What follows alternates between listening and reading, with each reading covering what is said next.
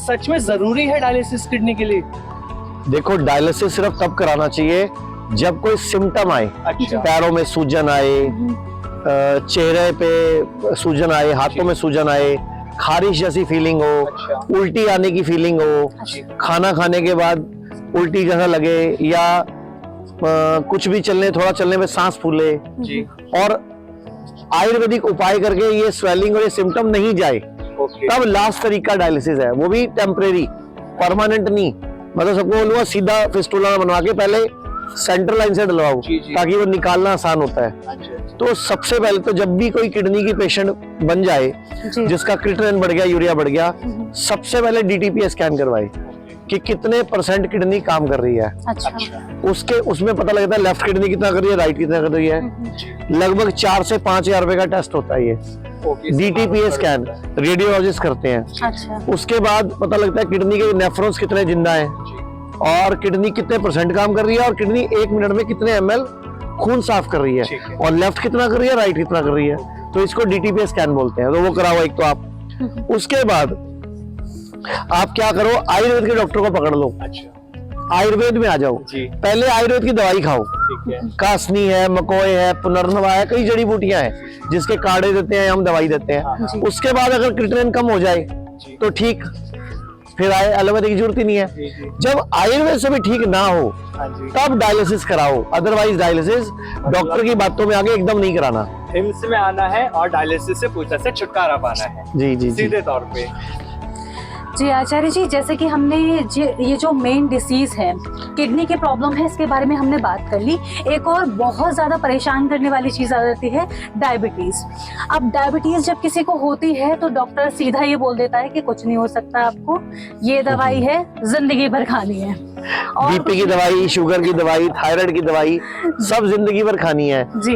उनसे पूछो कि तुम मतलब पेशेंट को ठीक कर दो ना, जिंदगी भर दवाई क्यों खिला रहे हो? लेकिन वो नहीं करेंगे ऐसा, क्योंकि उनका काम है, उनको ट्रेनिंग ऐसी मिली, एजुकेशन मिली है। तो जिसको भी शुगर हो जाए तो हमारा डीआईपी डाइट चेक कर ले। डीआईपी डाइट गूगल से ढूंढ ले। अच्छा। डीआईपी डाइट यूज करके शुगर रिवर्स हो जाती है। अच्छा। शुगर ठीक हो जाती है। अच्छा। बीपी भी ठीक हो जाता है। जिसको सीवियर से सीवियर प्रॉब्लम हो, सालों साल पुरानी डायबिटीज भी ठीक हो। डीआईपी डाइट 90% बीमारियों का इलाज है। अच्छा। गूगल पे चेक करो डीआईपी डाइट, हमारी वेबसाइट पे चेक करो डीआईपी डाइट, इलाज मिल जाएगा। अच्छा, बहुत साधारण सा सिंपल सा उपाय है, कुछ नहीं करना है। डीआईपी डाइट है क्या वो भी बता देता हूँ। चलो आपको मैं आपके पॉडकास्ट पे डीआईपी डाइट बता देता हूँ। सुबह उठते ही सबसे पहले उकड़ू बैठ के, मतलब दोनों इंडियन टॉयलेट स्टाइल में बैठ के 5 कड़ी पत्ते और हल्दी चबानी है, और गरम गरम पानी या हर्बल टी पीनी है। जी।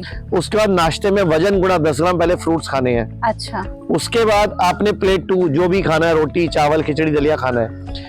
लंच में पहले वजन गुणा 5 ग्राम सैलेड, नाश्ते में वजन गुणा 10 ग्राम फ्रूट, लंच और डिनर में वजन गुणा 5 ग्राम सैलेड खानी है। पहले खीरा टमाटर प्याज मूली गाजर, फिर जो भी रोटी चावल खाना है खाओ, और थोड़े दिन के लिए सूरज डूबने के बाद खाना छोड़ देना है। अच्छा। इतने से ही आप देखोगे आपकी डायबिटीज की गोली छूटने लग जाएगी, रिवर्स हो जाएगी, बंद हो जाएगी। आचार्य जी, आपने ये बोला प्लेट 1 प्लेट 2, अभी नाश्ते में प्लेट 1 फ्रूट्स है। अच्छा। लंच और डिनर में प्लेट 1 सैलेड है। नेचुरल चीज प्लेट 1 है, मतलब जो नेचर है, प्राकृतिक है, वो प्लेट 1 है। और जो आपने आग लगा दी, तड़के लगा दिए, कुकर में तल दिया, कढ़ाई में तल दिया, वो प्लेट 2 है। अच्छा। तो प्लेट 2 कम खानी है, प्लेट 1 ज्यादा खानी है, और पहले खानी है। अच्छा। हमने क्या किया, डीआईपी डाइट का मतलब है कि जो डिसिप्लिनरी डाइट है, जो मेरी बॉडी के लिए बेनिफिशियल डाइट है, पहले खा लो। अच्छा। जो मेरी बॉडी के लिए बुरी डाइट है वो बाद में खा लो। अच्छा। तो बॉडी में जो एंजाइम्स हैं, खाना हजम करने के रस है, वो प्लेट 1 के हिसाब से आएंगे, तो प्लेट 2 को भी साथ में हजम कर देंगे। मतलब अच्छे के लिए आएंगे, बुरा अपने आप ही चला जाएगा। अच्छा, मैं आपसे एक सवाल पूछता हूँ, कोई भी एक सब्जी का नाम बताओ। भिंडी। भिंडी। अगर भिंडी बाजार से लाओगे और जमीन में बो दोगे, उग जाएगी? उग जाएगी। अब आप उसको कढ़ाई में तल दो, अब उगा के दिखाओ मुझे। अब आपने उसको डेड फूड बना दिया। अब डेड फूड गुड फूड कैसे हो गया? तो प्रॉब्लम यहाँ है। और प्रॉब्लम मतलब हमारा जो खान पान है, दिनचर्या है, उसको हमें सुधारना पड़ेगा। आयुर्वेद के अकॉर्डिंग अगर हम चलते हैं तो जी, ये आयुर्वेद, नेचुरोपैथी और आहार यही है जो पूरी दुनिया को बचा सकता है, संभाल सकता है। और इसके अलावा कोई मॉडर्न पैथी में तो ताकत नहीं है, जितनी आबादी बढ़ती जा रही है इतनी बीमारियों का बोझ संभाल सकती है। एलोपैथी का मतलब क्या है मैडम? एलोपैथी शब्द का मतलब क्या है? एलोपैथी का मतलब सर जो बेसिकली मेडिकल बेस्ड चीजें हैं। गूगल पर एलोपैथी का शब्द का मतलब निकालो, उसका मतलब है इलाज के अलावा सब कुछ। इलाज के अलावा सब कुछ मतलब इलाज नहीं करती, बाकी सब कुछ करती है। अच्छा। और लोगों अब ये मेरा मतलब नहीं है, ये मैंने नहीं बनाया मतलब। अच्छा।